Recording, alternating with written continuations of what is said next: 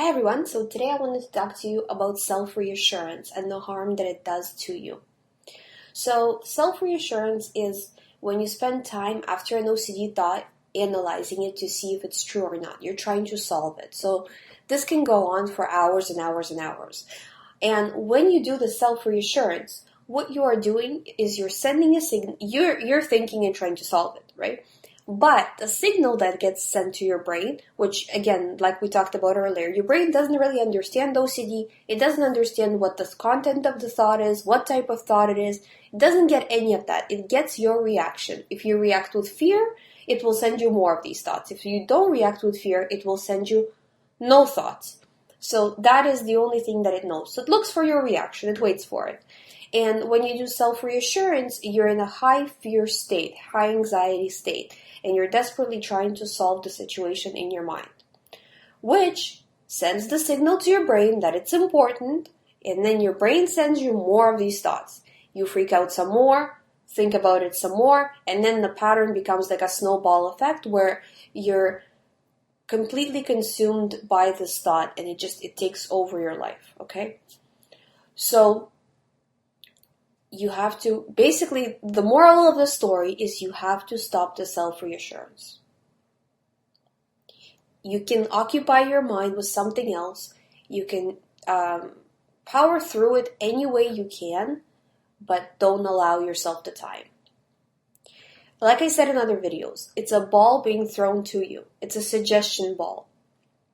What if this is true, the ball thrown to you? You can catch the ball and run with it and seek reassurance and figure it out. Or you can have it drop to your feet. That's it. You don't have to catch that ball. It gives you a suggestion of some sort of horrible situation occurring and you're going to think that you're the worst person in the world and all of this stuff. Everybody thinks that. Everybody who has OCD has these type of thoughts. And people who don't have OCD have these type of thoughts.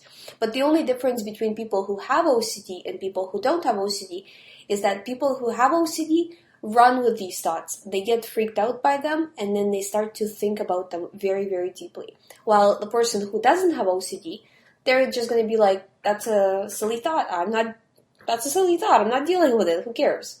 And they just move on.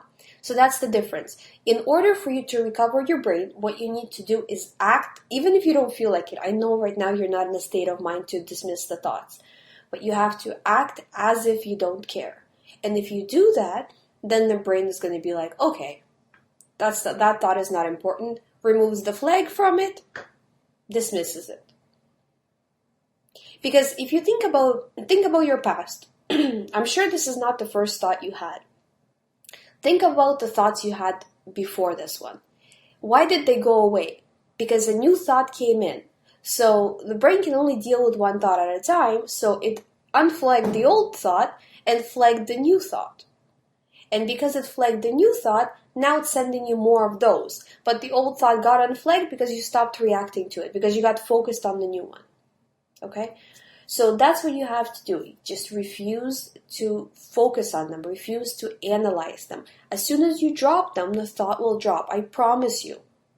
But you need to actually put effort into it and work on it. Just like you're putting effort into thinking about the thought and trying to solve it, now you have to put effort into not solving it. So, and the good thing is that putting effort into not solving it actually doesn't take any time from your life. You're not spending the extra time trying to figure a thought out. You can just live your life. And that's what we're trying to do. So until you feel normal, you basically have to mimic normalcy until you feel that way. And I'm telling you, it just works. You know, it does require crazy amount of effort. But I'm telling you, it just works. You just have to power through at least the first few weeks of not doing any kind of reassurance. And you will feel better. Thank you for the video, and I will see you in the next one. Have a good day.